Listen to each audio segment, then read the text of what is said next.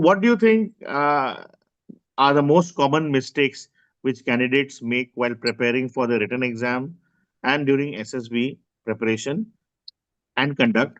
And what is the advice that you'd like to give students to stay away from, to the wrong things they should not do for written as well as for SSB?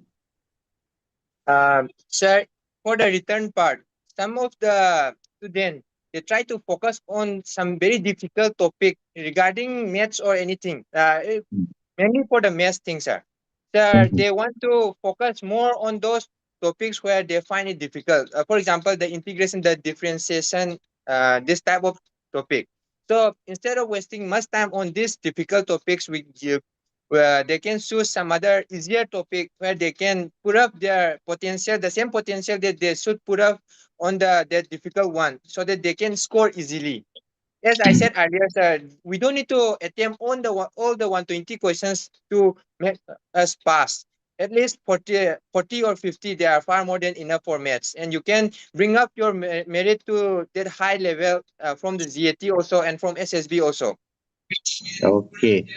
So And can you tell me some of the resources which you had used, like books, etc., for preparation for written exam as well as for the SSB? Anything you'd like which are good in your opinion for preparing?